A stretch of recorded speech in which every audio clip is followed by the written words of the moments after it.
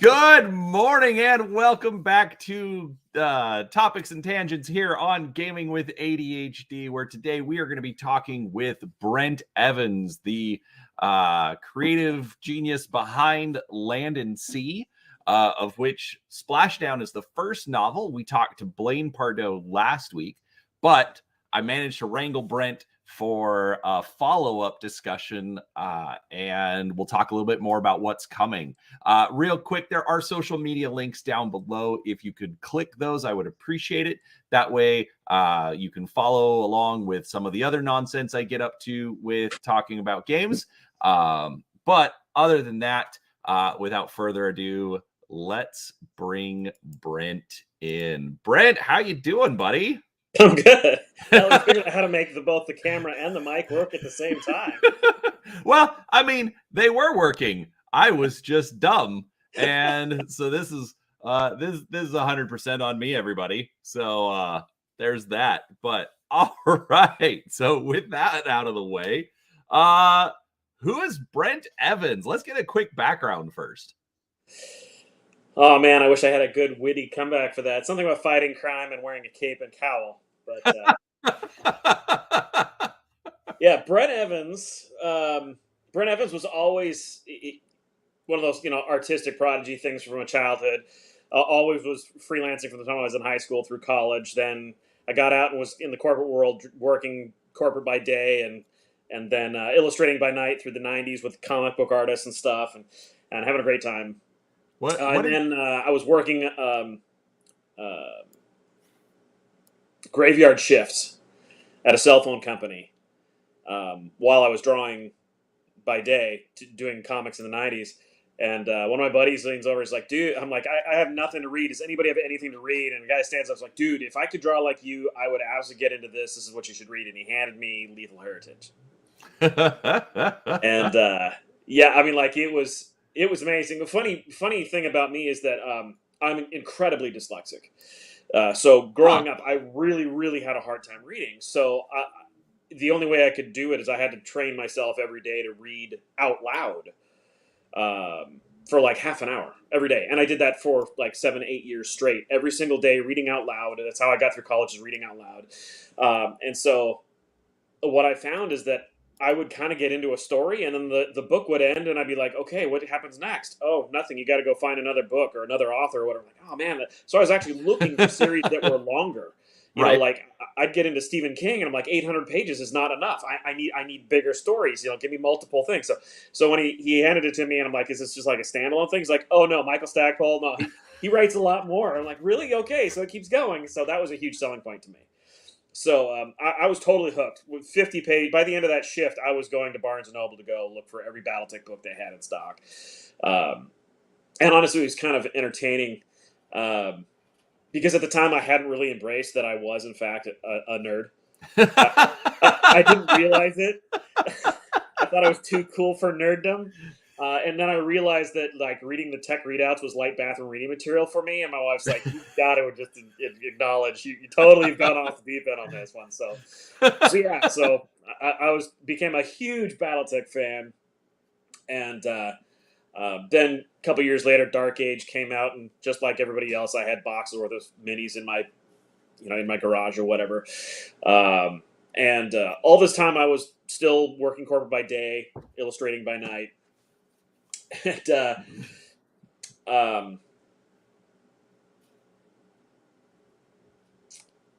my wife had to change jobs, and I'm like, yeah, so what do you want to do? And she was just mad at me. She's like, I don't know what I want. What do you want to do? And I realized, holy crap, I actually have an answer for that. I either want to draw Battletech, Shadowrun, or Star Wars. Like that. Just small titles. Yeah, I mean, like, yeah, totally. At that point, I've been illustrating for like nearly 20 years as a professional, and I really had gotten my career to the point where I could pick and choose. So I'm like, you know what? Okay, so I need to reach out. So it turns out a buddy of mine in my Battletech player group had a friend who was head of research and development for WizKids. So I sent in, they hadn't posted for a job. I just sent in a resume, sight unseen, with a link to a portfolio. Out of the blue. I think this was right after Vanguard came out for the Dark Age game.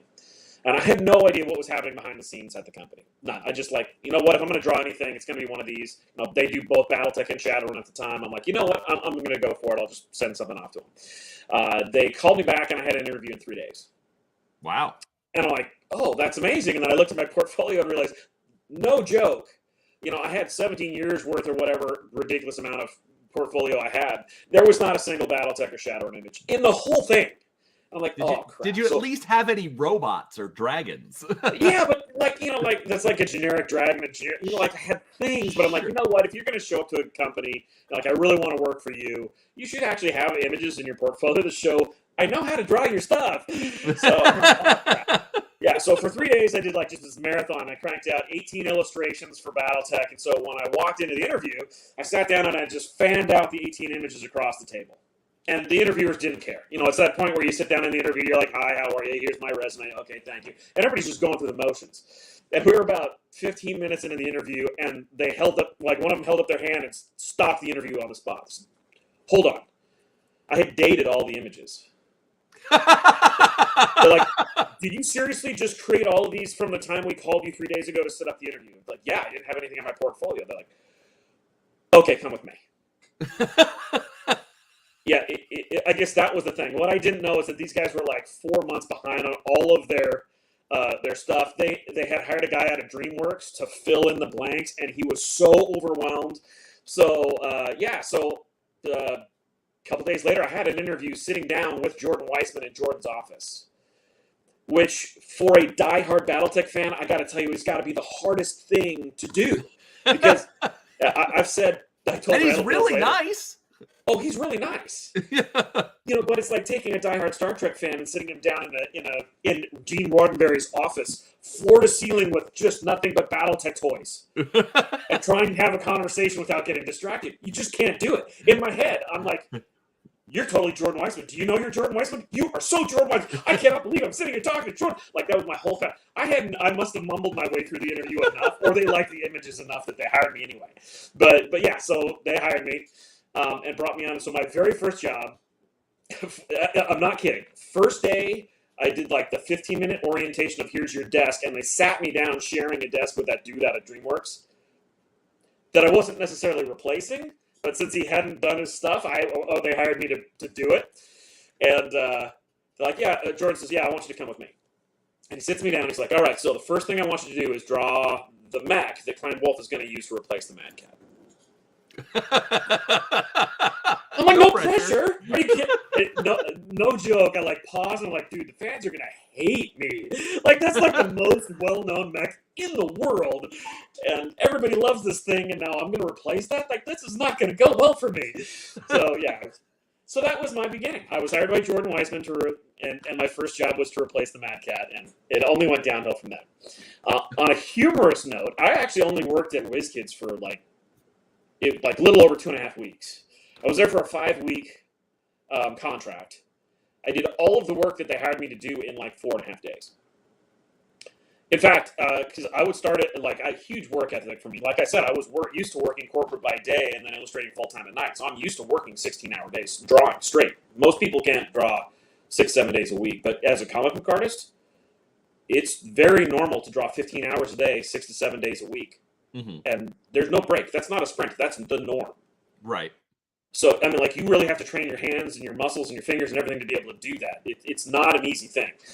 But anyway, so they sat me down to the next, in the desk next to the guy from DreamWorks, and I drew him into the ground. By the third day, he stopped showing up to work. I'm not even joking. So I did all of my work in like 4.5 days. That was supposed to be 5 weeks. Then I did all of his work the following week, and by Thursday the following week, then they started feeding me other lines. I caught every single game line that WizKids had in the works up, and all of them were behind by when they hired me.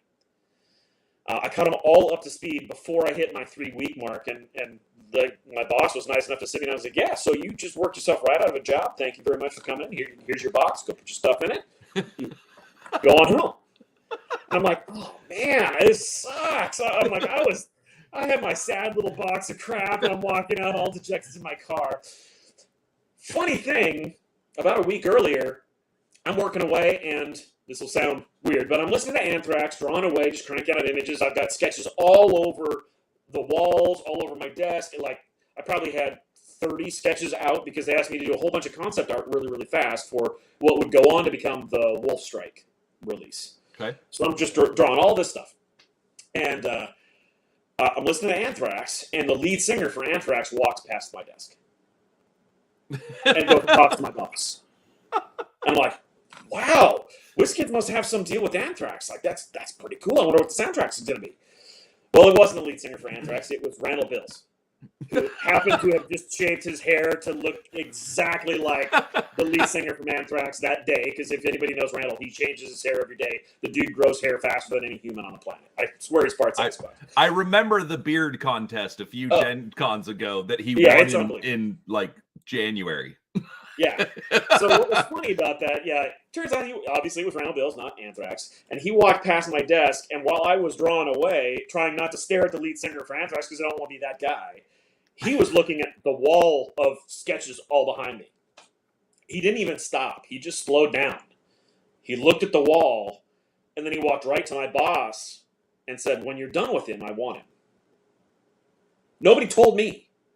So I'm going home with my sad little box of crap, and I get home, and there's an email in my inbox from Randall Bills saying, hey, I want you to come work for Battletech.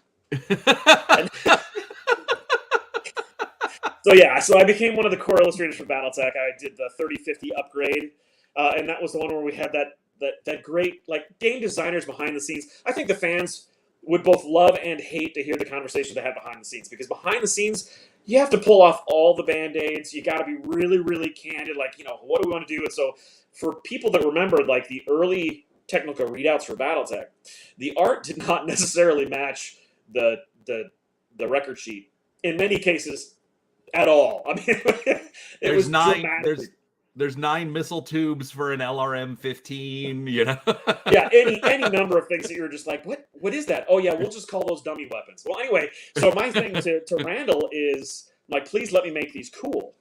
And his answer was, no, you have to make them look like the miniatures from like 1987. Because that's what the fans have had in their clutches for all these years that they know and love. They've taken that, like, that's the holy grail. It's actually not the art, it's the mini they've had in their hand that they are really, really attached to. And so if you guys have ever been through, like TRO 3050 upgrade, I did everything I could to try to make really, really clunky sculpts look cool. There were a couple cases where I got him to, like, you got to let me fix this. Let me fix it. He's like, well, I'll make you fix it a little bit just because the art was so bad you really can't see anything. I'm like, okay, I'll take it. I'll totally take it. But like, yeah, there were weapons on the, I think the Cyclops in particular had arm weapons. There's no arm weapons on that thing. They're like, at least not in the build for that particular TRO. There's a bunch of things that were just like, we'll just call those dummy weapons or whatever. So anyway, that was my introduction to drawing for Battletech. So. Fantastic. So what was your corporate job? Still illustrating or just? So straight out of college, I actually got a degree in recreation management. Oh, okay. So my first job out of college, like in college, my internship was for the Navy. I ran a morale, welfare, and recreation entire program for a level 1 secure military area. Like I had a lot of really cool experience. I actually had gone through. I'm an Eagle Scout. I had been a camp counselor and shooting sports director and stuff for the Boy Scouts while I was going through college. So out of college, I saw the Boy Scouts was posting they needed district executives. So I was actually a district executive for the Boy Scouts for just shy of 3 years. And I mean it was really cool. So yeah, I was working corporate by day as an executive, and then by night I was drawing comics throughout the 90s. Breaking in, it was this crazy time. Most people today, like, the comics industry has never been in the mess that it was in the 90s. It was unlike anything in the history of comics, where the managers of DC and Marvel pissed off their artists and their writers so badly that every one of the main artists and writers left DC and Marvel to start their own companies.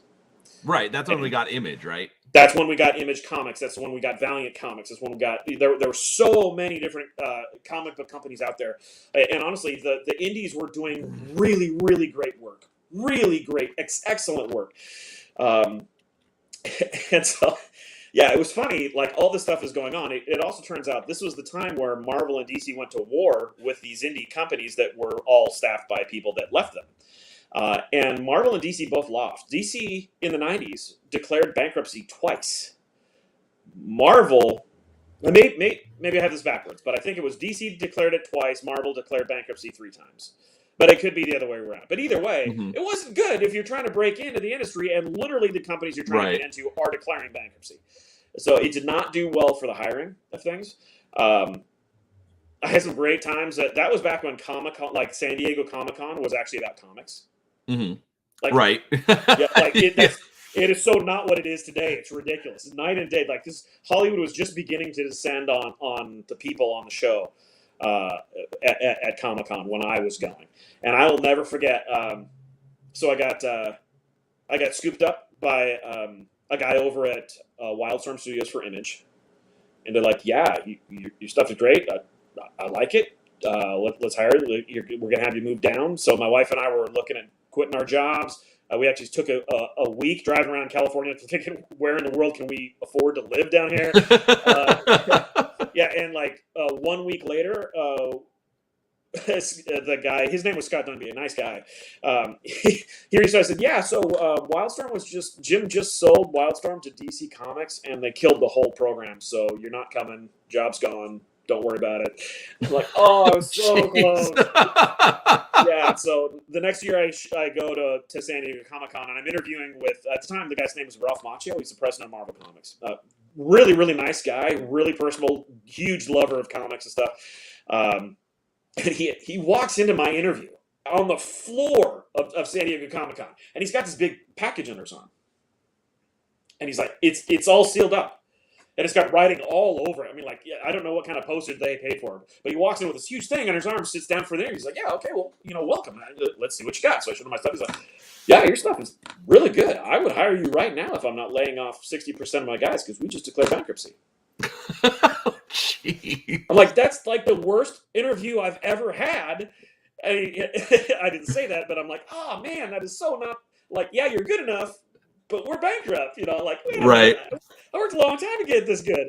But he's like, "But I just got these pages in from John Romita. You want to see him?" I'm like, "Dude, yeah." So like the whole line for the comic book artists, like that were all in line to interview with Ralph, they're all standing there around the table watching me have this interview. And he's like, "Oh yeah." So he just breaks open, pulls open the package, spreads 22 pages worth of content from John Romita Jr. Apparently, John Romita was on vacation in Hawaii when he gets a call from Ralph Macchio saying, "Yeah, we really need this. The deadline is like 8 days away." So he had to power out a month's worth of work in 8 days in Hawaii on vacation. And this was him mailing his pages in. I feel bad for him. He must have, honestly, I sincerely think he went to like the local, store for pages, like a comic book store or a specialty paper store, because it's not like comic book pages are drawn on blank comic book pages. They're not just random blank pieces of paper. No, he had them all. So yeah, he must have done it. He drew it, the whole thing. It was amazing. He did an awesome job. But, so funny times in comics of me and my career, and what ultimately led with me getting hired by Jordan. Okay. And so when Randall brought you over, was that to Fan Pro or was that to? Yeah. Okay, because I was gonna say Catalyst didn't exist yet. No. Catalyst definitely did not exist yet. It was definitely after FASA. It was right in the middle of the Fan Pro era. And at that time, like really, Fan Pro and WizKids were very much like a gentleman's handshake agreement kind of thing. Randall was coming in constantly to the offices because they needed him as a technical, advisor or to bang ideas off him and stuff. He was still doing a lot of writing for stuff and plotting for the line. Because at that time, WizKids was running the fiction line where they did the 30 novels for Dark Age. Right. So yeah, they had him in for a bunch of other stuff. So they were always bouncing ideas off him. So that's why he just had me walking by my desk that day. And so, so did you so was it just straight art or what exactly were you doing for him at the time? For WizKids or for Catalyst? Catalyst. You've already left WizKids. You got fired after 3 weeks. Yeah, come on. Yeah, that I got cut job. Super fast. It was ridiculous. Yeah, I have remarkably short stints at things sometimes, and it's always for a good reason. But I'm like, dang, that was a really short stint. I think I was when I became the line developer. I think I ended up having like Randall said there was one line developer that had less time in the seat than me, but yeah, I was basically the shortest, arguably most impactful for the amount of time in the seat. But yeah, I was one of the shortest line developers for Battletech anyway. But we'll get there eventually. I was say we'll get to that one. I definitely want to cover that. Yeah. No, it was all illustration. So it was all line art at the time. All the technical readouts and stuff. A lot of people don't realize line art is it is its own skill set. That whole thing about the joke about you're just a tracer if you're an inker, that kind of thing, pencilers and inkers and all. There actually is a whole lot of truth to that. Understanding that the proper way to do line work, where the lines on the bottoms of things are thicker than the lines on the tops of things, and using lines to create a sense of three-dimensional form, that actually is really hard. Not a lot of people, even good artists, not a lot of people can do line art. Line art is its own specialty. And at the time, that because of my time in comics, that was just second nature to me. So I fit right in. He had me drawing. Honestly, my work was in print right next to Matt Plog, and I got to tell you, as an artist, I'm like that was awesome. And getting to work. That was back when Klaus Jarensky was doing covers and Doug Chafee. And so, like, I'm doing the designs, and the next thing I know, I see it in a Doug Chafee image, and I'm like, oh, that's so cool. So, yeah, I was doing the line art and stuff because we really needed, line art for the technical readouts. And at the time, the line was still black and white. So all of the field manual Houstavian or something, there was a couple of things that we did where I kept on doing line art and stuff and contributing that. And there was a massive demand for it because at the time, color printing for game books was really prohibitively expensive, and line art was the benchmark. So I was the line art guy, and I was very good as a line art guy. Part of it is I come from a long line of artists. So my dad was an art teacher, so he taught me to be an artist when I was 3. I was learning about impressionists over the dinner table at age 5. I get it. I knew all the stuff. So yeah. It was a good natural fit for me, but what was really funny about it is that my ability to draw was not ultimately what had Randall and the rest of the team really enjoying my work. It was that not only could I draw well in the medium that they needed, but I was a designer. So I would create the look for something new, which I had to completely squelch for that 3050 upgrade because I couldn't redesign anything. They wouldn't let me. But once we got to new designs and stuff, they're like, oh, yeah, throw new designs to Brent. Throw new designs to Brent. Because the ability to design something, and it sounds funny until you really think about it this way. There are a large number of mecha-related properties in the world. Right. Especially if you look at, since they started in the 80s, there's a lot of them. So when we have to come up with a new anything, it can't look like anything that's come out before. How do you not match 30 plus years worth of people drawing mecha? That ends up being one of the hardest things about drawing for Battletech, is not making it look like, oh yeah, that looks like a Gundam. Oh yeah, that looks like an AT-43. Oh yeah, that looks like, you just dang it. How do I not make it look like all these other things? So that it takes some work. But yeah, so I was one of the core illustrators for Battletech for almost 5 years. And let's see, I think that was leading up to Gen Con 2008. I decided it was my first time going to Gen Con. So I went to Gen Con, I showed up. I actually wasn't an employee. I was just a freelancer. So I'm like, you want me to sign autographs at the booth? They're like, sure. Hang out at the booth with us. Like, we don't know. And that was back at the time where, WizKids was still doing organized play events for MechWarrior Dark Age. Mm-hmm. And I actually was a competitive player for MechWarrior Dark Age. So I showed up. I had a buddy run up to me at the booth. He's like, Brent, oh my gosh, I signed up for both the singles and the doubles events for Dark Age, and they're happening at the same time. I didn't realize that. Can you step in and play with my partner while I go play the singles? And I'm like, sure. So me and this really nice guy whose last name was Ward, which I thought was totally awesome. I'm like, oh yeah, I'll play with a guy named Ward. Absolutely. So we walk in and he's like, so what do you want to play with? I'm like, well, the honest truth is I have a Faction Pure thing in my bag, and that's all I got. I got my 600 point army. They're like, all right, so we pieced it apart. We went Faction Pure. We walk in. We won The whole tournament. Lock, stock, and barrel. We took the whole thing. And that's when I got to meet a lot of the demo team agents because we kept pissing off the people on the other side of the table because they couldn't believe that their min-maxed armies were losing to a faction pure. I mean, it was good, but it wasn't like anybody looking at it could see the holes in the armies that we built, but we played them smart. We were intelligent players. And yeah, I'll never forget the dude that tried to play the Banson's Raiders cheat, where if you win the command roll and you get to go first, you can string your units all the way across the battlefield to the deployment zone and then kill the other person's primary unit. And so he won the roll. He did it. He killed my only mech. And the dumbass had lined himself right up in front of my carnivore assault tanks. And I mean, it was the fastest destruction of any battle. And we watched this dude come unglued. Security had to escort him out of the building. Yeah, it was pretty awesome. So that's when I met James Topa. And a lot of the GMs are like, oh, yeah, this guy's kind of fun. So, yeah, had a great time. But anyway, that's when I met the Catalyst team, like all the other people behind the scenes. Lauren Coleman and Heather, and at the time, Herb, and I got to meet Ray. I think Ray was my roommate. I got to meet Matt, layout artists and stuff. Just, the whole team behind the scenes that ultimately held all the bolts and nuts and bolts together on getting products out the door. And it was a good fit. So, yeah, come February 2nd, the next year, I got a call out of the blue. This was right after. Segue. The world had crashed. The banking and housing market, because of the mortgages bubble burst, had completely tanked. I remember. and we were the nation was setting record numbers. At no time had America lost more jobs so quickly in all of American history. And I get a call out of the blue on a Sunday afternoon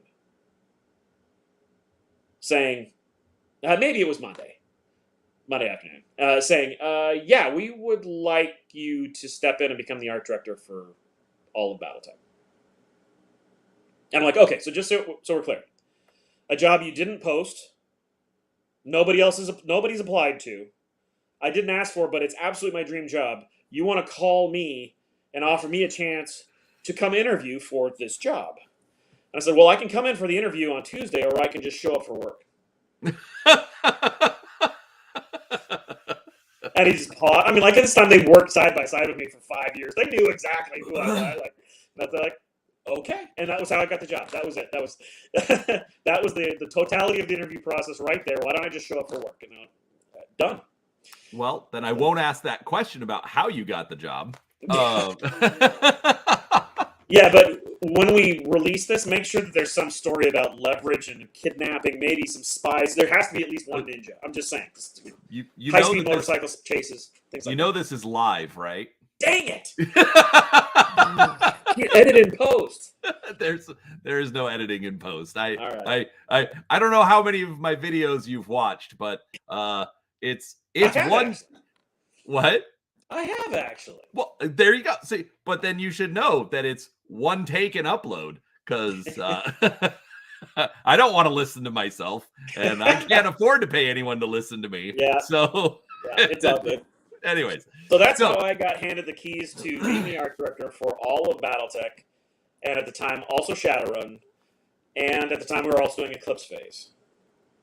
So 3 game lines, and they're global. So not just US, all of them, lock, stock, and barrel. And really, I think in hindsight, they were just looking for somebody to dive on the grenade, and I was the dumbass that dove on the grenade. Is what it was. I was the right person for the job, but they didn't realize it. They just needed a warm body at that point. Like, please, somebody take this. Randall couldn't do it. He was already caught crying uncle. So you just got hired as the art director for Battletech, not for... No, I got hired for everything. I got hired as the art director for all of Catalyst, everything. Okay, Casual games, everything. Got it. So you've been doing this for almost 15 years now. Is it? I think it's 13. Well, it'd be right, 13. But I mean, like, admittedly, it's kind of a hazy. I try not to look back. But, yeah. Hey, you lasted longer than 3 weeks, so there's got to be something there, right? Thank you. I still don't have my sad little box, so I'm still okay. And now what I have is walls of hundreds of products that I've worked on over the years. So yeah, it's kind of crazy how much stuff I've got. But yeah, I had this weird epiphany. Like at first, when you're trying to break in the industry as a professional, you're like, man, I can't wait to work on my first product. And then when that first product comes out and you open it up and you flip it open and you get the new book smell, you're like, oh, that's so satisfying. That's so satisfying. There was a point, probably 5 years in, that I realized I actually could not count how many hundreds of products I had produced for Battletech, Shadowrun, Eclipse Phase, just for all the game lines and stuff. There were so many that it kind of ends up being like trying to take a drink of water out of a fire hydrant, but you're strapped to a chair so you can't get out of the stream. And after a while, you just like, okay, bring it on. You know, like Emperor Kuzco going over the waterfall. Just bring it on. Bring it on. Next. So then when and I realize you actually wanted to start talking about Land and Sea, but I'm actually kind of glad we did it this way. Okay. But before we get to Land and Sea, so you got to take a stint as the entire Battletech line developer. How did that come about?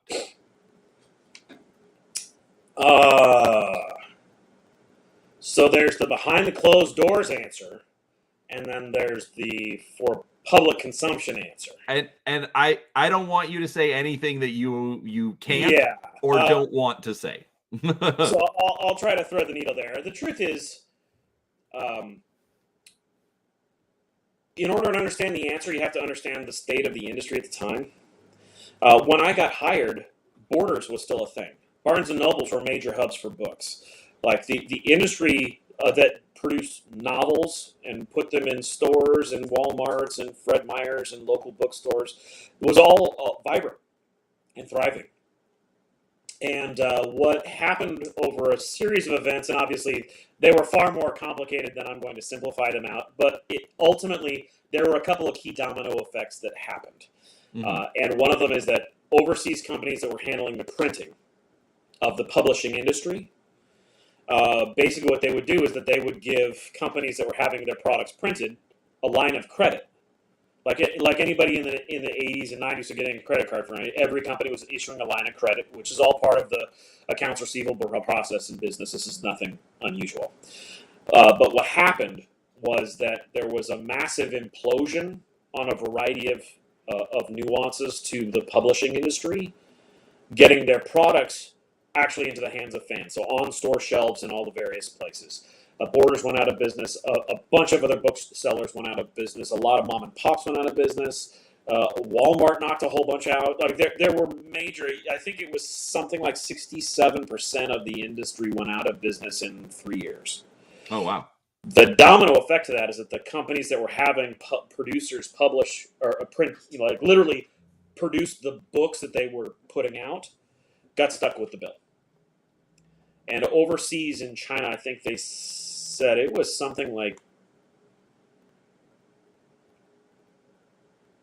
3,000 foreign producers of goods for foreign things into our industry went out of business. It was a ridiculous number. Yeah, China and a couple of others. Sure. I'm not going to say first world nations producing stuff. Ultimately, they got stuck with the bill as people defaulted on the stuff because all of a sudden they're not able to get the product out, and there was this massive ripple effect. The backlash for that from China took years and years to overcome, and it made the industry look dramatically different. That's why it was so incredibly hard for people to produce plastics if you were not a major game company. Like WizKids, they could crank out plastics like they're no tomorrow. Cool Mini or Not became a juggernaut on the scene out of nowhere simply because the owners of Cool Mini or Not, they owned like 3 different plastic production studios in China. So they were able to get plastics made, even though like they didn't have big, giant, recognized lines to go along with it. So yeah, there was a whole lot of stuff going on within the industry where plastics became really, really hard. And the novel side of things completely melted down. New York publishers basically melted down. If you were not producing Harry Potter numbers, they didn't want to talk to you. They weren't printing it. It wasn't enough to make it worth their while because all their headquarters were in New York, and New York real estate per month is ridiculous. So they couldn't even afford to keep their doors open. Mm-hmm. So a lot of publishers went out of business. So what happened was novels stopped. Plastics stopped. That put Battletech in a really unusual position. Because Battletech,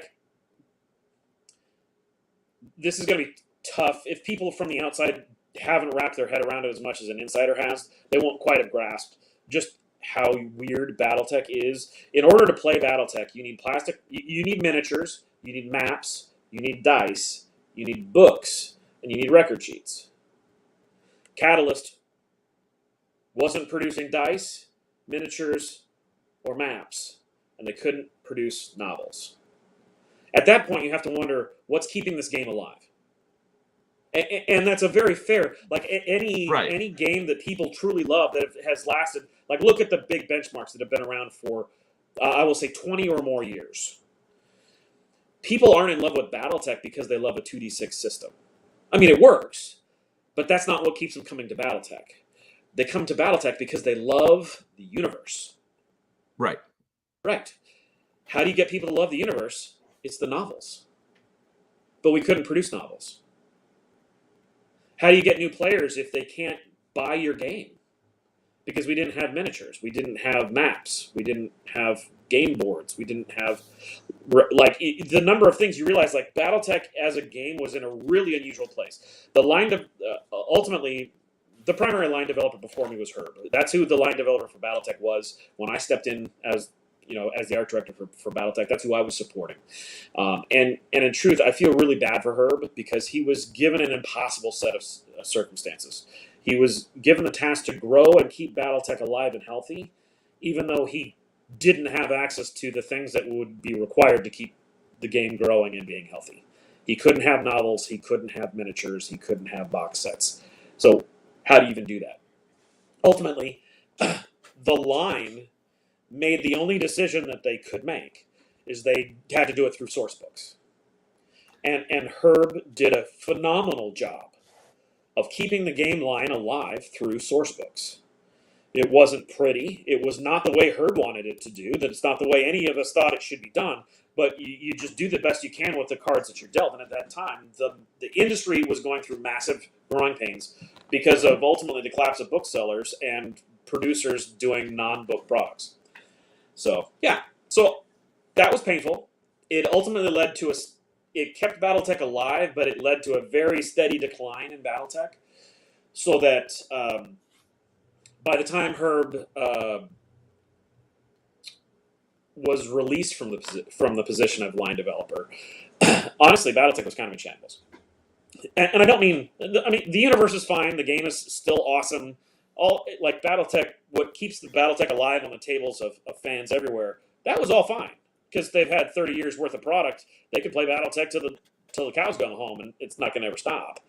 But what keeps a game company alive is, especially on an old product or on an old product line that people know and love.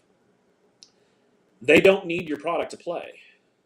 So the only way you stay alive is to produce product that is so cool they can't not get it. They have to have it. Oh my God, that's cool. I got to get that. Oh man, that was awesome. And so that's what Herb banked on. Like his source books, he kept putting out source books that were so cool. They're like, oh, that is yeah, the founding of the clans. Let's go back to the totally can't think of the name of the war. Wars of Reaving. Before that, Pentagon Worlds, Operation Klondike. Oh, right. Yeah. So like all these really cool, very awesome stories, the foundations of Battletech, all these things that are going on. He did all that through source books because ultimately that was the only tool, the only card he could play. But ultimately, as the industry continued to evolve and stuff, Randall stepped in as the line developer for I think about a year and a half, and ultimately he was just spread too thin. He didn't have any time for it. He loves Battletech to this day. He absolutely loves Battletech. He's working on Battletech all the time, but to be the line developer, that's that's a whole different thing. The level of commitment that's required of a good line developer, yeah, that's rough. So ultimately, Battletech was stalled. It was in a case where I think we've mentioned it before, so I'm not going to really break anything by saying, but the smart money was just to hand Topps the license back and say it doesn't make any money. It's been a losing. Right. It's just been losing. It's been in the red for way too long, and so because Lauren was such a huge fan of Battletech, he refused to let it go. And these were the concoction of events that played together that I found him during a director's meeting on a trip to Taco Time for lunch with Randall in the backseat of my Mustang, beating him down at a moment's weakness, saying, look, you don't need somebody to build a new game line. You don't need somebody to give a new rule system. What you need is to make sure that the core line product is in stock for 12 months straight. You need to give them the product that Randall, Ray, and I have been telling you we need to do for this, the beginner box and the Game of Armor Combat. You do that for 12 months straight, and you keep the product in stock for 12 months, and you relaunch the novel line. That's what Battletech needs. And even though I'm not what you think of as a line developer, because I come from the art side of things, and he's a writer, so he just naturally thinks that I will only ever just be an artist, I can do what you need for this. And so I stepped in, and I definitely give him kudos for letting me do it, because he disagreed with me on every point at every step of the way. He thought I was wrong 100%. And I'm like, dude, we did it your way. It was going bankrupt. Let me show you. And at this point, I'm very good at pitching. I had enough background and due diligence and showing the math on products and stuff that I developed for Battletech along the way. He's like, okay, Brent does know how to create a product. He does know how to put something together. Doesn't like all that stuff. All because I was corporate. I learned how to do it. So I stepped in. A lot of what I did was mostly get Lauren distracted so that Randall and Ray could do what they were already doing. And the three of us together roped in Anthony, overhauled the look on the stuff, got the first beginner box and the Game of Armor Combat out, and that right there was the foundation. And then behind closed doors at meetings, we beat Lauren over the head and shoulders saying, you must keep these in stock because they sold out so fast. And up until then, Catalyst was like, all right, sold out, move on to the next product. I'm like, no, you need to keep this in stock. I think those products have gone down as some of the most produced products in the history of Battletech, some of the most successful. I think we're on like the 8th production run of the beginner box, 7th on Game of Armor Combat now. The first one sold out before it even hit the warehouse. The reprint sold out in the time it took for the distributor to process the advanced orders. So it was just something that we couldn't keep it stock. We couldn't produce it fast enough, which is a great problem to have. It's still a problem though. But yeah, it was interesting. So yeah, I think I was a line developer for 2 years, a little over 2 years, just shy of 2.5. Okay. And, basically just proved that you could keep it alive, and then you're like, peace, I'm out. Yeah, well, not only to keep it alive, but that this was the foundation. This was the direction that the needs to take. And it actually culminated with the Kickstarter, the Clan Invasion Kickstarter. That was the last thing that I did. And just wrap your head around this. Lauren figured at best, he's like, yeah, the Battletech Clan Invasion Kickstarter, that's going to be $200,000. If it does $400,000, that's his wildest. There's no way it's going to do much more than $400,000, even in the wildest things. And Randall, Ray, and I are like, dude, you're so off your numbers. You have no grasp on just how far this is going to go. And so he actively stopped us from speccing out the Kickstarter stretch goals beyond 400,000. Didn't it close at like 2 million? Yeah. We blew through the 200,000 was the bulk of it. we had a couple of like maybe we'll get to add these after 200 grand, and it was I think 56 minutes that it blew right past that, and so it was funny. So Lauren's like, "Oh, okay, I guess we better do one for like 225 and 250." Before the graphic was done coming out of layout, we'd blown past those. So it became this. The next 72 hours was this joke of all right, have DAC and layout, crank out some more graphics because we already just passed it. Never mind. Like it was just, yeah. And so there was that. That's kind of how that Kickstarter kind of was a freight train that took on a momentum all of its own because I think it was toward the tail end of week 2, and we had all been on like 3 hours of sleep a night every day, 7 days a week straight since we'd launched this thing. It was just such a monster, and so we were all so sleep deprived. And Lauren gets us together. It was like 11 p.m. It's like, all right, we need to brainstorm some new stretch goals because we keep blowing past all the stretch goals. So we kept coming up with stretch goals, and in the morning we're like, what did we commit to? What were we thinking? You're like, oh my gosh, were we drinking? No, I don't think we were yet. No, it was. Yeah, so we promised some stuff that we should have been able to deliver, but then obviously a whole lot of things cascaded after the fact. The pandemic was that blindsided us so hard. Like we really, really were on pace to deliver that thing in under the amount of time that we had set the expectation for. We had all the ducks in the row. We did everything we were supposed to do. Didn't make one lick of difference when China shuts down. You're like, okay, now we're doing the best we can. What are we going to do now? Let's get on social media. That's the answer. So, yeah, it was interesting. So, quick question then. Actually, one small side tangent that I have to ask this question. Tangents. I know. Nothing against Randall, but how does he fit in the back seat of a Mustang? Not well. A convertible Mustang, in fact. So it's even smaller back there. Actually, I think Randall was in the front seat and Lauren was stuffed in the back. And so okay. And it was cold. It was pouring down rain. We're in traffic.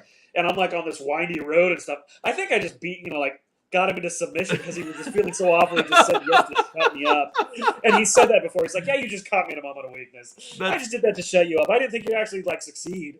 That's fair. Anyways, sorry, I had to ask that question. Oh yeah. So you go through, you run the Kickstarter, it's massively successful, and you step down. You've got this job. I mean, so one thing at least that you had told me is, well, actually, and I'll pose this as a question. Bring it out. How many games do you play? That's okay. So at least hold on. Let's go at the time of the Kickstarter. It's a good question. We'll say at the time of the Kickstarter, how many games did you play? I am a very unusual gamer, so when I answer this, I'm going to give you all the context. Keep in mind, this is Gaming with ADHD. We have lots of games we cover. I'm with you. So, just so everybody's clear, I am a traditionally trained game designer. I have been through the University of Washington's Game Design and Development Program. I am actually currently on the board of the University of Washington's Game Design and Development Program. I have been formally trained as a game designer. With that said, I really only play two games, really. I play Battletech. I play I play Battletech at a level that most people will never, ever even come close to. Okay, but whatever you're play Battletech. Hold on. Now, with that said, I will admit... Brent, hold on. Whatever you're doing, it's shaking the camera, so stop it. No, that's the earth shaking as I make this revelation that I only play one game. Fair enough. As a game designer, I only play one game. Yes. So, now, with that said, if you ever see me at Gen Con, yes, I'll have my phone. I play Pokemon Go in the background every day. Yes, I'm with you. That's fair. But it's because when my kid was a kid, he wanted to teach me a game, so I got into it, and now it's just a daily habit. I just play Pokemon every day. But anyway, so that's I pretty much just play Battletech. So yeah, there's lots of games, but I just play one. Okay, so all right, so you play one game, and you are in charge of that game. You're the guy. Yeah. Why do you give it up?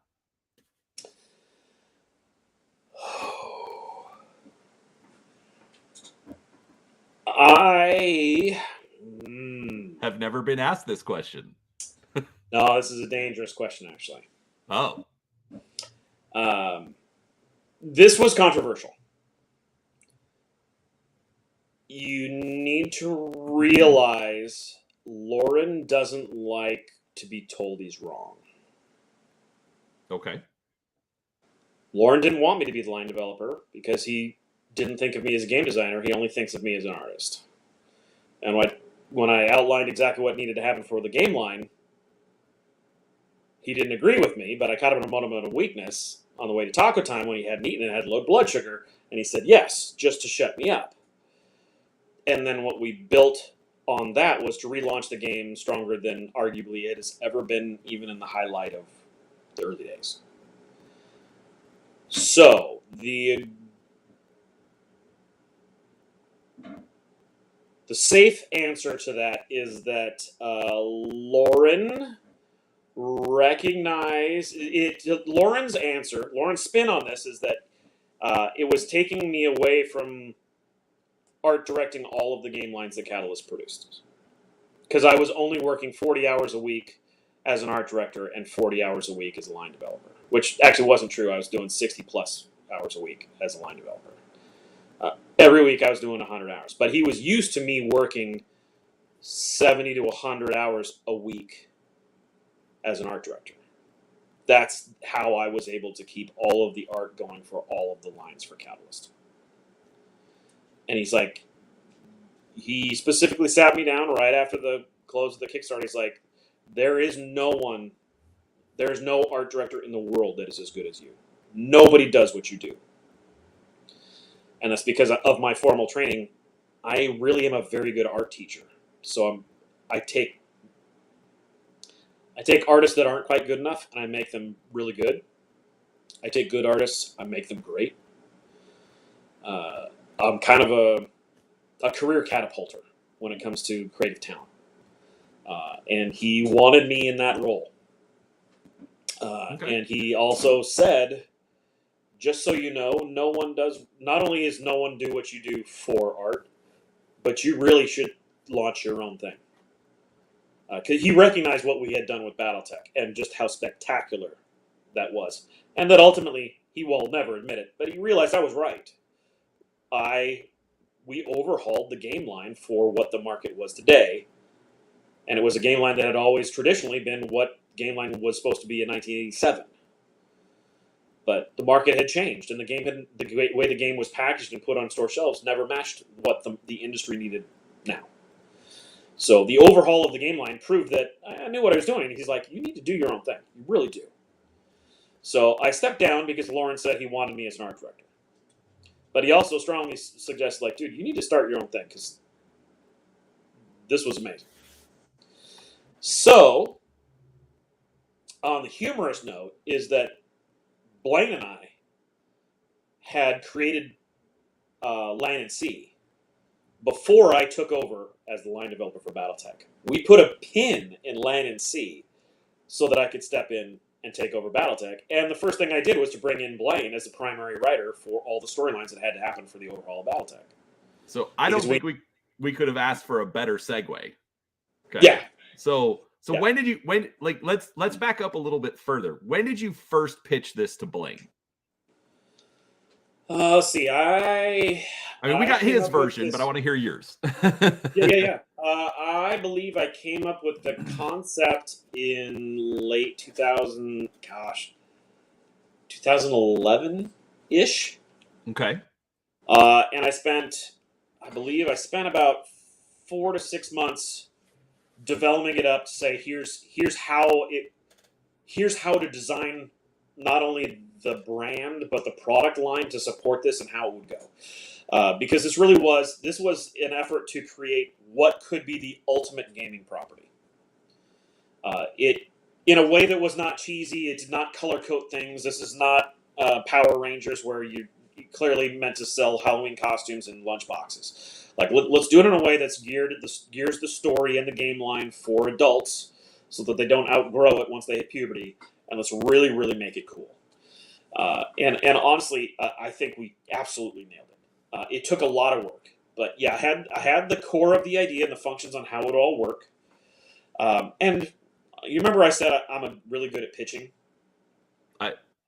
I believe that came up a couple times. Yeah, earlier in this conversation, I said I'm really good at pitching. Yeah. And the reason I am is because I'm very, very good at identifying what the correct hook is for something. To identify, here's what's going to make people interested in this thing. And so I run into Blaine, whose writing I have been super impressed with up to that time. Yeah, so I think it was early 2012. And I run it by Blaine. And actually what it was is like, hey, I've got some ideas. I want to work with you. He's like, yeah, actually, I would really like to work with you. I love what you're doing. So I said, okay, well, fine. Let's go grab a beer. And we did. And I said, you tell me, pitch me your ideas, and then I'll pitch you mine. He's like, great. So he pitched me his ideas, and they were good. They were good stuff. Solid, all across the board. I didn't dislike any of them. I'm like, all right, those are all awesome. Let me tell you what I had an idea for. And I threw out the pitch for Land and Sea.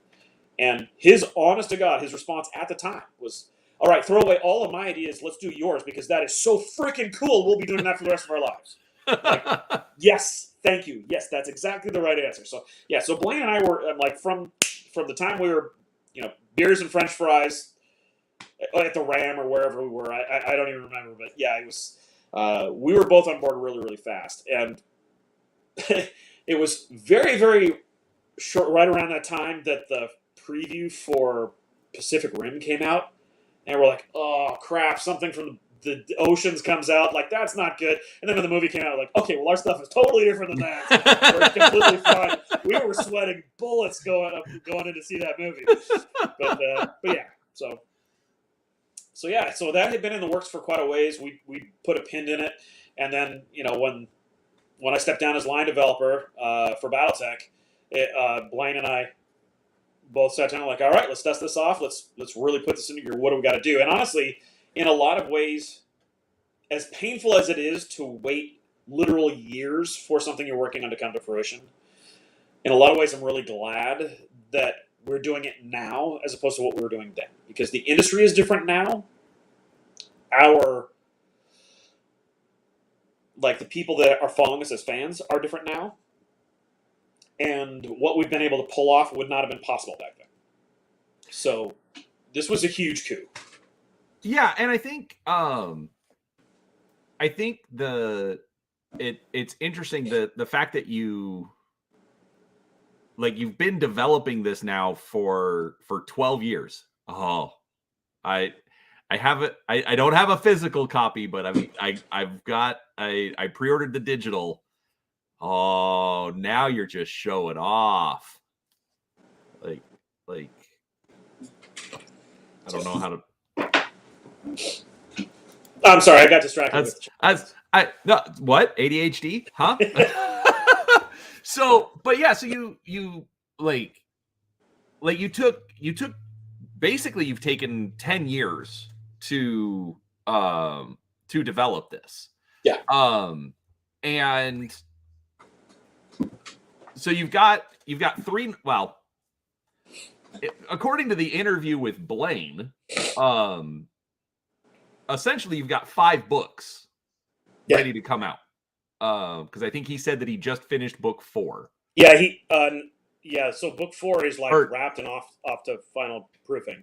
I meant his 4th book, which is book 5, which comes after the anthology book. No, all of the books are his. Well, he said book 4 was going to be an anthology, so a bunch of different short stories. Yeah, and it's done.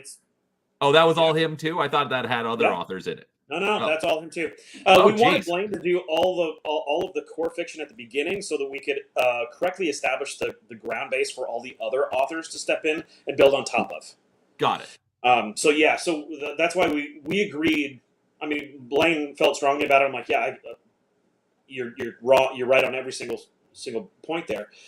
We want to make sure that we craft that vision correctly so that everybody can get a good grasp of it, and that way when other authors step in, it comes off very organically right.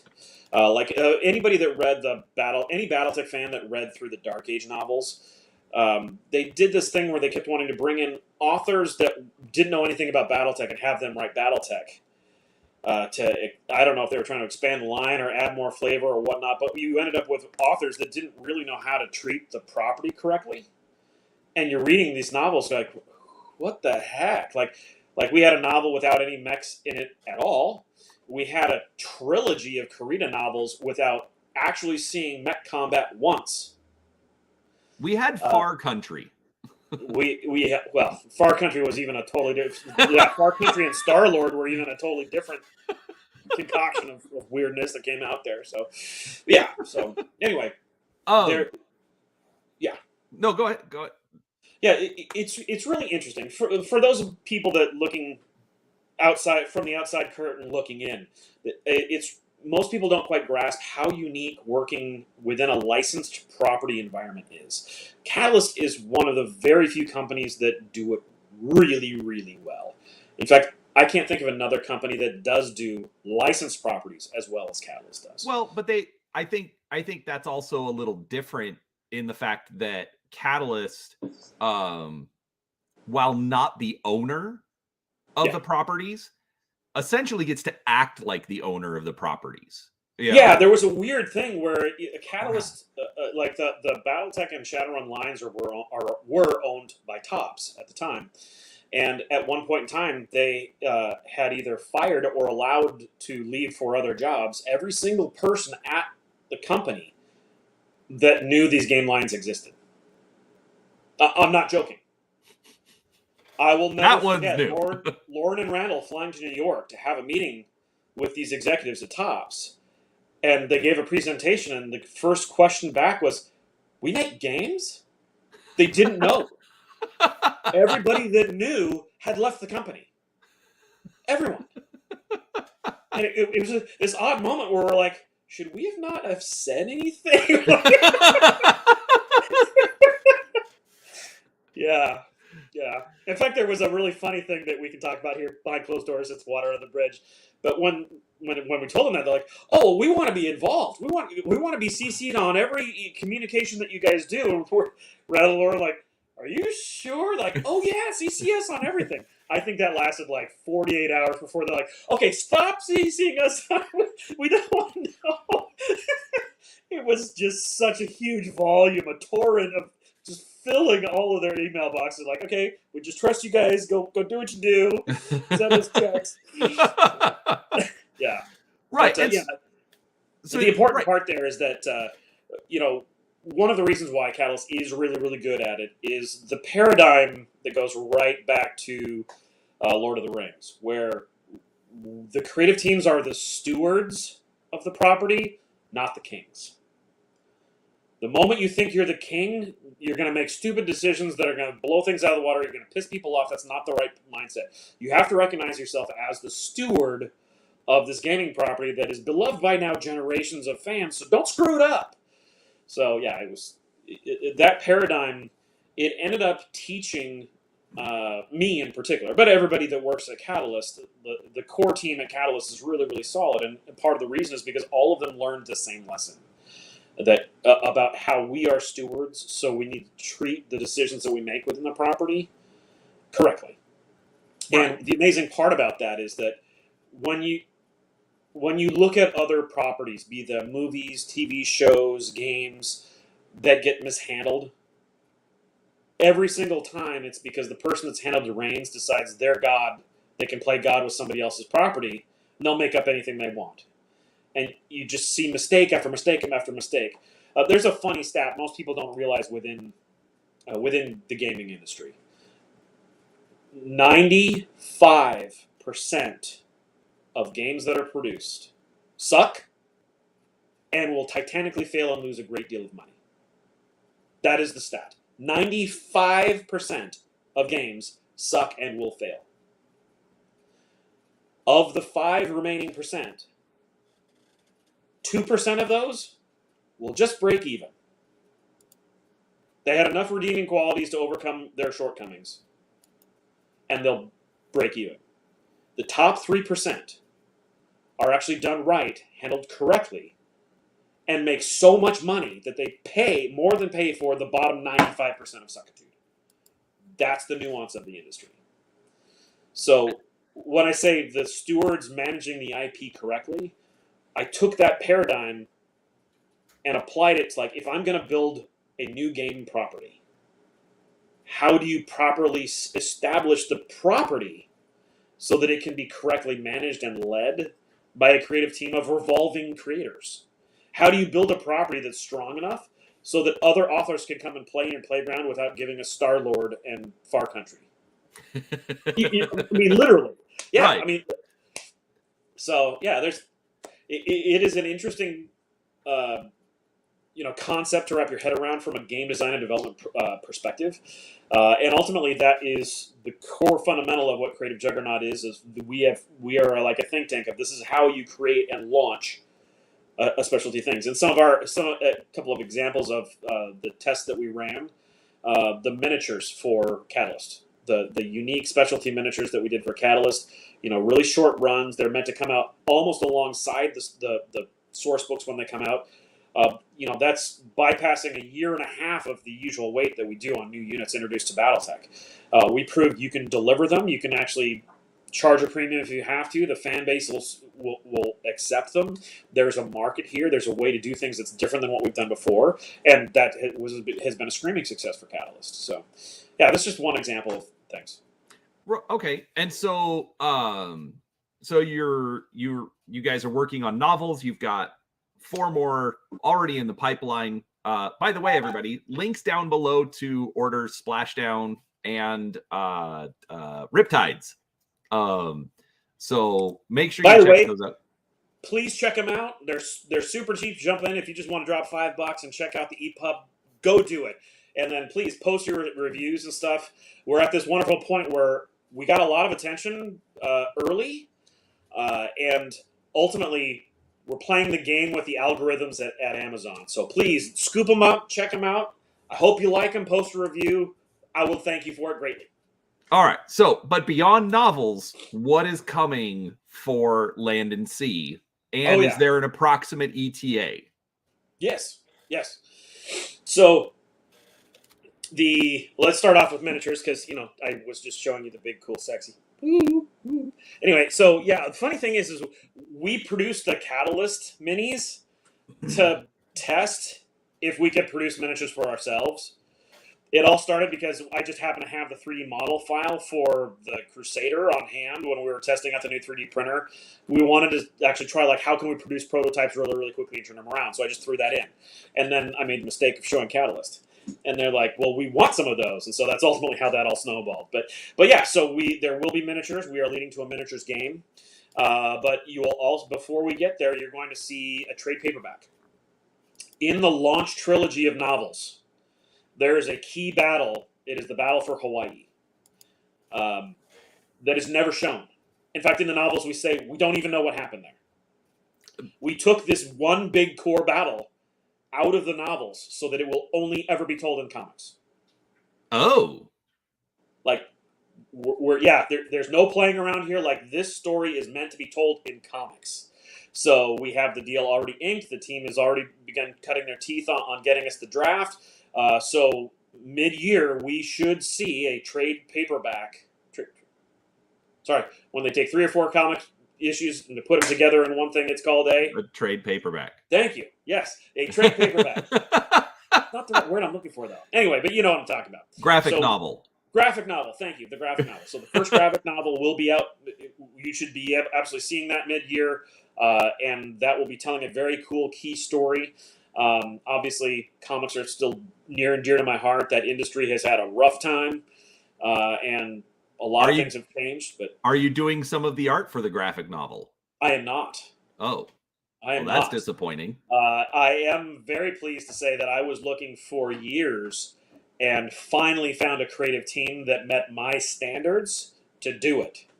And it was really interesting with the. Just like my getting hired, we want to bring you in for an interview, or I could just show up. We had 2 comic book companies contact us, and one of them in particular, when I looked at his creative team, I'm like, okay, I will give you the license if you take your entire creative team off of all of your stuff and put them on mine. It was a rough negotiation. I'm not like trying to negotiate, but like this team, you got the visuals right, and this is not an easy thing to do. And so he's like, you know what? My team is totally behind this. This sounds awesome. We are totally game. So we doubled down on it. So yeah, I'm super excited to see when this comes out. Being part of it because it is a really, really cool fundamental story within the Land and Sea universe, and it's going to set a lot of things in place for the visual storytelling around comics, like making this universe really accessible. It's very, for most people that don't know, trying to bridge comic book people into games or comic book people into novels is remarkably hard. The percentages of when you get crossover numbers like that, it's usually somewhere between 3 and 6% max. Right. 6% is a huge success. Like, oh my gosh, we can't believe you got that many people over. The fan bases, they're just compartmentalized, for lack of a better word. But yeah, so we will be having novels first, novels all year long, comic books to add in as a following series of comics, all leading into we intend to have the first playable beta out for the Tactical Miniatures game by the end of the year. Okay. So Q4, you should be seeing a playable miniatures game for the Tactical Miniatures game. Now, admittedly, there will also be a role-play game. The reason why we are putting the role-play game as a release behind the Tactical Miniatures game is because we really, really, really want the mechanics in the tactical game to reflect in the RPG. Most of the time, that doesn't happen. I was going to say, I believe Blaine said that he wanted, or that you guys are trying to have essentially the same rule set, regardless of what you're going to be playing. Right. Mostly because we want that to be accessible. Like most tactical miniatures players don't want to play RPGs because they don't want to learn another game set, another rule system. If the rule systems mirror, that makes it a whole lot more entertaining and easy to make the jump. It also means it's a lot easier for tactical miniatures players to bring the RPG element of storytelling into their tactical game. Okay, real quick, this question from Legion of Myth. The reason I like Battletech is because I'm not a war gamer. Cool. Most war games rules are too intricate. I want to put bots on a map and fight without complication. Yep. Max is a 30-25 purist. We'll forgive him for that. Hey, you got to give him props. He's at this point, he's committed to having single heat sinks. If he's a 30-25 purist, ooh, man, that's just a glutton for punishment. Good for you. Good for you. Anyways, but the question is, how will Land and Sea play? Can you give us any hints on that? A player like somebody with your paradigm and approach of gameplay is going to love dropping right in on the Tactical Miniatures game for Land and Sea. Absolutely. Small unit tactics on board. There, we won't have the hand wavium of mech scale and map scale. You don't have to worry about that. It's all going to be to scale. But yeah, you're going to have a great time. Pull units out of the box, drop them on the board, roll dice, and blow each other up. That's exactly what you should expect out of Land and Sea. Okay. So then you're expecting beta in Q4. Yeah. Obviously, I probably missed it because I'm following the chat and whatnot. The graphic novel, is that just going to come out as like 100-page graphic novel, or are you going to be releasing 3 or 4 like regular floppy issues and then collecting it? No, it'll release as all compressed together as one trade paperback, one graphic novel. Okay. And then that will be the first of a series of graphic novels because the story of this key battle that happens, it is a big story. So ultimately, yeah, I'm expecting at least 2 graphic novels to tell the story. It may be 3, and that's because I have a paradigm of when you bring in a quality author to write a good story, it's stupid to arbitrarily give them a word count. Okay. I would much rather say, here is what I need out of this battle. This is why this battle is important. Write the story the length that it needs to be done to be handled correctly to bring the viewer through it without them getting bored or antsy. So we'll see how long that ends up being. So basically, it'll be a mini series of graphic novels, we'll call it. Yes. For this. Okay, cool. And is Blaine writing those as well, or is this a different author? It is a so Blaine is writing the story of what will happen, but writing a novel is very different than breaking that down into how you treat the camera angle, all the choreography and the cinematography that happens in breaking down a story and conveying it through a comic. The script. So the script. So really breaking that down into a play-by-play and stuff. That's all being handed to the gentleman who's in charge of ultimately the comic, and we have given him writing freedom reign. Like, hey, if you see things that will make this better, bring it on. If you need to change things, you can change it. So yeah, we're actually in like brainstorming back and forth with this guy. He's got a very cool paradigm, very cool approach to writing and stuff. So it'll come out well. But ultimately, yeah, there's freedom on everybody. I'm not tying anybody's hands. Okay. Bring in good creators and let them run. And so for the beta, how, like, are you going to keep it just closed in-house, or are you going to open it up, let people get involved, give feedback, or? No, the beta for Q4 should be an open beta. So Okay. we should already have done the closed in-house stuff, and it should be ready for you guys to really kick the tires and dust off the fires and put it through its paces. Okay. Are you going to kickstart it, or are you just going to say, you know what, we've already built up the fan base and we're just going to throw it into production? You know, that is a great question. The truth is, we had planned to kickstart the novels, but then a better way to do it came up. So I'm not going to really fully commit. Right now, I'll say we are planning on kickstarting the games, because the game industry has done a great job of embracing Kickstarter as a way of getting the content out, and works as Kickstarter is a great marketing tool for games. Game industry has done well with that. It's very different for the novel side of things. But with that said, if somebody suddenly has a really compelling reason to do it a different way, we're not going to say no. Having Wargate reach out to us, having this comic book company reach out to us, those things came out of the blue a bit. We were a bit blindsided by them, but the opportunities were so good that ultimately it was less about, well, it wasn't about lining our pockets at all. It was like, what's the best way to get a new property out into the clutches of fans?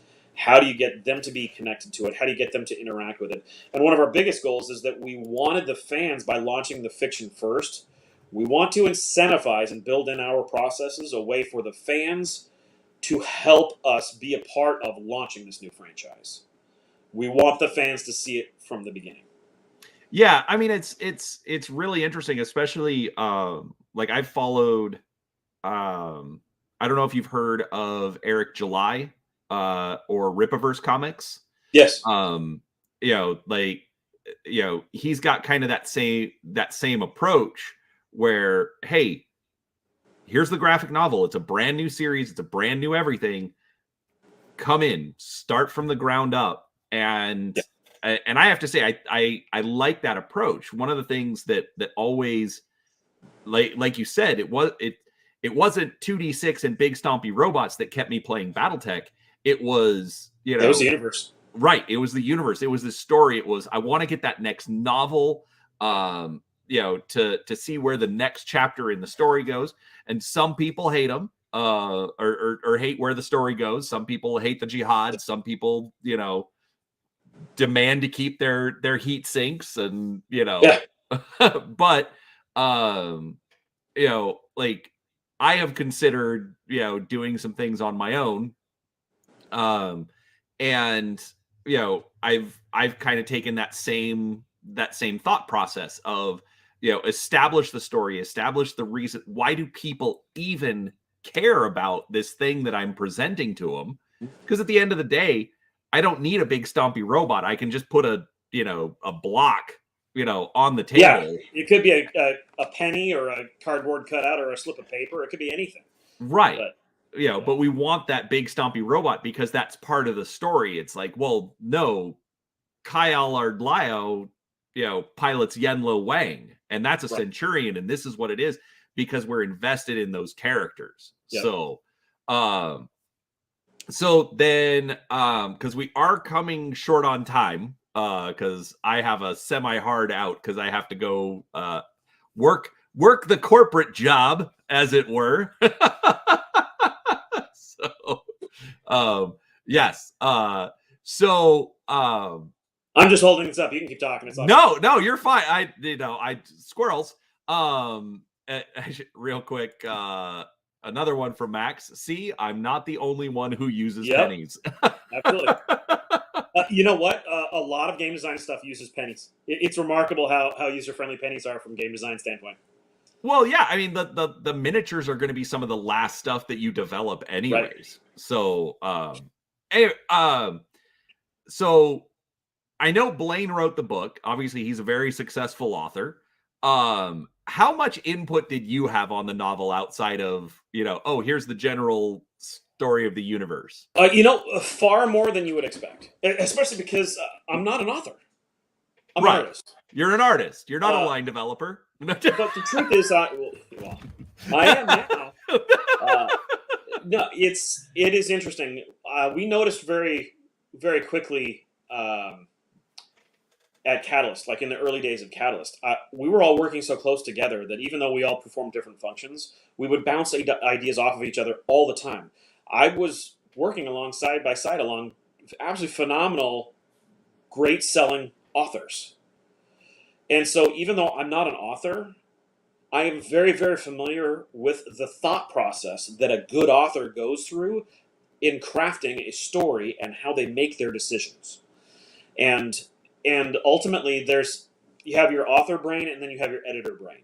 And an editor brain takes a look, just like an art director is for an artist, of how can we make it better? Where does it fall short? What isn't working? What is working really well? All those little nuances. And so there is absolutely an approach when it comes to seeing content and identifying what's the strengths, what the weaknesses, and what are the ramifications that will play out in gameplay. Where will this screw us over later when we try to convert this into a game? And so I really am quite good at that. In fact, I would say I'm very, very good at that. And so when Blaine and I co-created, once I had the initial pitch and he and I were talking about the stories, we co-created a lot of stuff, all the foundation stuff for the game, for the universe, for the nuances, for where this was going to go. So we were in lockstep. We knew exactly the direction we wanted to go with it. Then we started brainstorming and coming up with all the fleshing everything out. When it came to Blaine writing the story, he would run it by me. I will do the proofing. And especially on those early ones, I'm like, okay, here's how this isn't coming across like we need it to. For instance, in the first one, if anyone follows my blog, you'll recognize this because I've started to do a weekly one called For the Love of the Game. And one of the first ones that I put out was talking about integrating fog of war into fiction.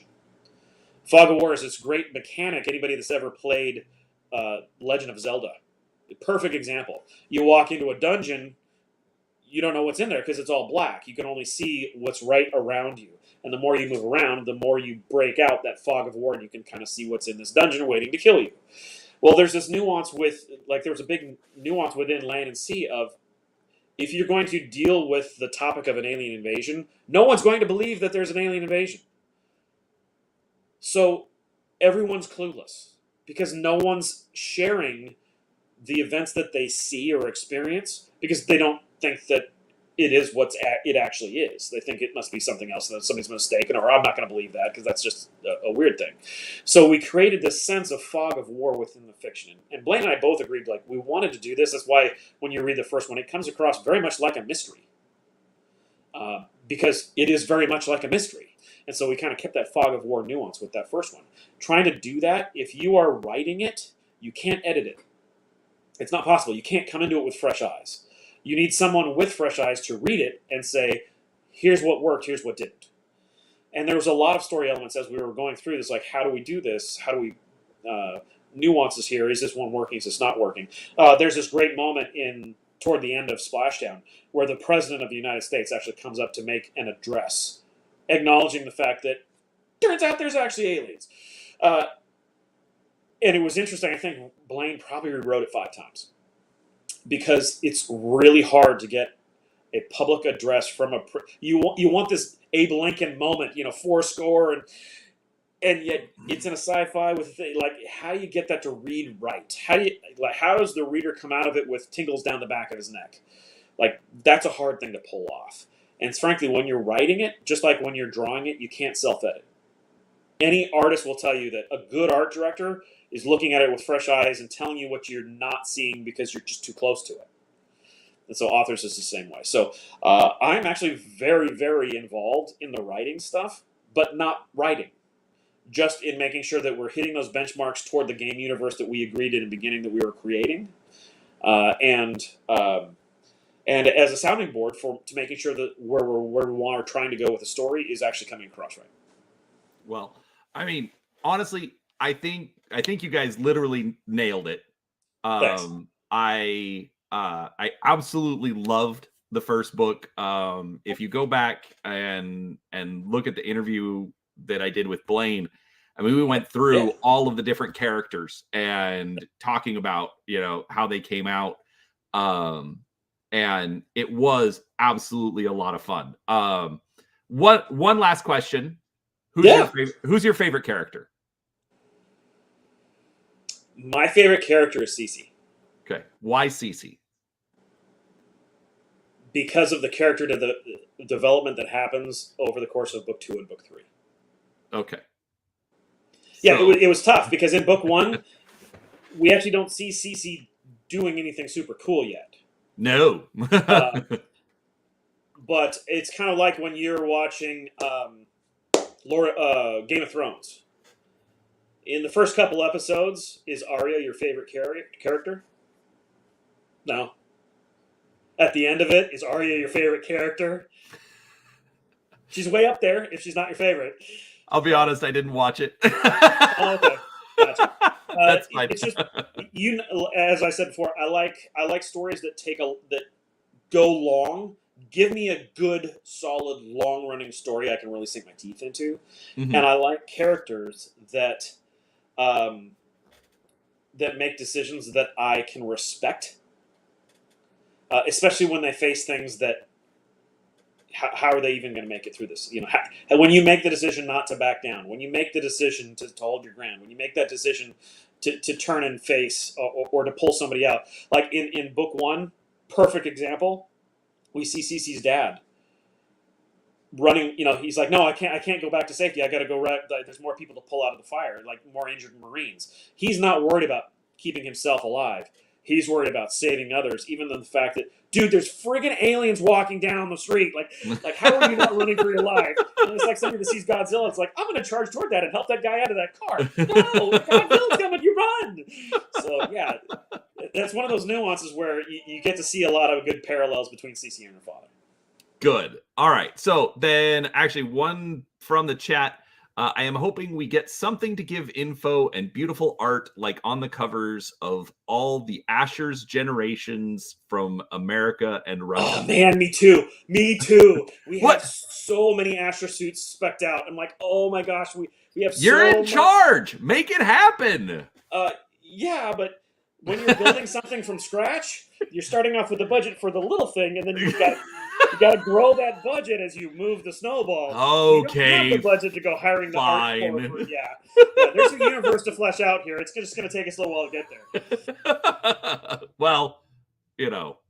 Get us oh yeah, I'm right there with you, and it's going to be so cool. And one of the coolest things about it is that we are actually going to be true to the look and feel of the aesthetics that each individual country gives their technology. When you look at the Ashur, the rigs that are coming out from Italy, you look at the ones from Russia, from Germany, from Japan, they are going to look absolutely authentic to the technology that those countries create because we want to do it right. We want to show those cultures correctly so it feels authentic. That's actually a big reveal because technically all you've talked about is Russia and the United States as far as Ashur rigs. And then you just dropped Germany and Italy. Wait till you see the Irish, please. Okay, you're making that up. No, the Irish never back down. The Irish never back down. And you bet they have got absolutely Irish, like UK generated Ashur rigs and stuff. Oh yeah, oh yeah. This was a technology just like anybody that experienced, like, was paying attention to fighter planes over the course of World War II. From the beginning of World War II to the end of World War II, there were, 3 or 4 distinct generations of technology that came in, burned out, and died. And then the new one took its place. We are absolutely going to see that. Ashur suits are the benchmark, like fighter planes were in World War II. Ashur suits are absolutely the benchmark. Robot jocks.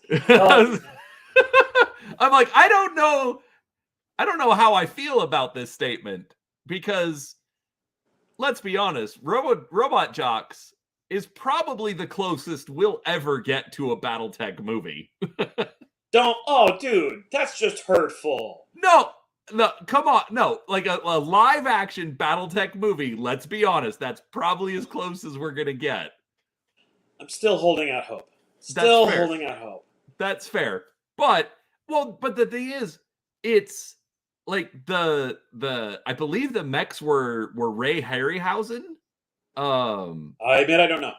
I don't remember either, but I mean, the mechs were solid.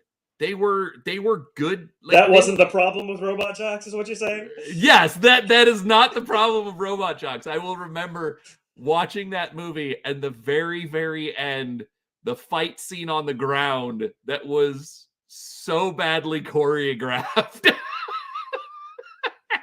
Anyway. Yeah, it's weird when you watch a movie and you're like, this would actually be better if it was in Japanese and just not dubbed. Just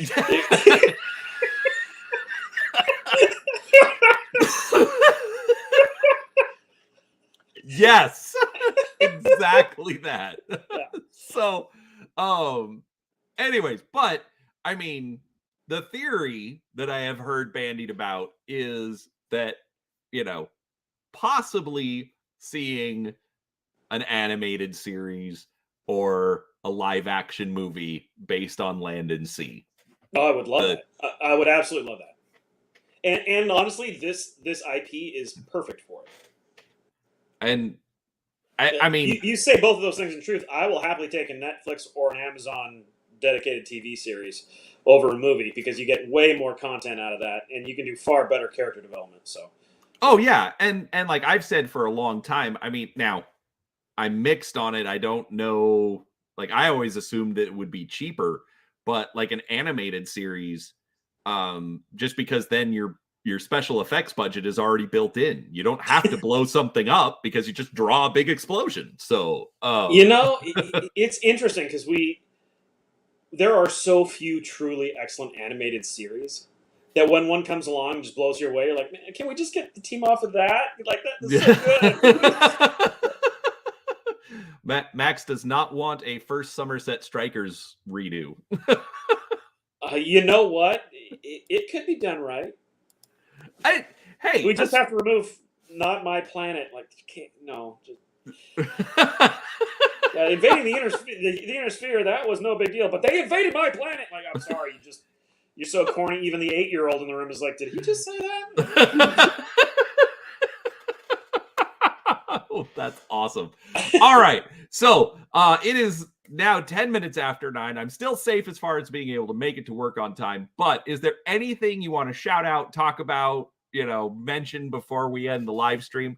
I will end the stream, so don't think you're just going to run away. We'll say our proper goodbyes, off live. But is there anything that everybody else needs to know about? Needs to know. I would say the biggest thing that y'all need to know is that we're in for the long haul. This story is awesome. It's going into very cool places, and you guys are going to love it. Book 2 definitely picks up. Start to finish, you're going to be just absolutely sit down, strap in, and grab a cup of coffee, because you're going to in for a story. You're going to have a hard time putting that book down. And honestly, the series carries on that way. We've got a lot of really great plans for how this series will develop. A series that treats the countries of origins in the real world actually respectfully. It's going to feel very authentic. It's going to feel very recognizable, because at being a near future, there's so many things about this real world that make total sense. And as the real world is, just because there's a new boss in town to cause some scariness, it doesn't mean all the humans suddenly start being nice to each other. We don't all suddenly get along when there's a new threat. That's not how things happen in the real world. There will not be any. There's a mysterious vent that if you just throw one missile down, it'll end and everybody will win. Humans are victorious. No, that's not how that works. There's no quick, easy answer. We're gonna have to gut this out. We're gonna have to fight this out. Land and Sea is absolutely about giving people the chance. If you are going to fight for your hometown, your home city, the place that you live, if you are going to battle there, that's where we want you to be able to play. That's awesome. I am super excited for it. So real quick, thank you so much for coming on. Literally, if you ever want to come on, you ever want to promote something, you tell me, we'll set it up, and I won't screw up the I can't hear you. That was so funny. For those of you viewing from home, I'm like texting, dude, if your speakers are unplugged, I am. It's like, I can't hear you at all. I can see your lips moving, but I can't hear you. Yeah. No, apparently it was just me being an idiot. So sorry for, missing out on some time to talk with Brent, everybody. But it's all good, guys. But yeah, seriously, you are welcome back anytime. Other than that, thank you very much, everybody. Don't forget to like the video, subscribe to the channel if you haven't yet, and we'll talk to you next time. Go buy Splashdown. Brent will appreciate it. I will. I really will. And leave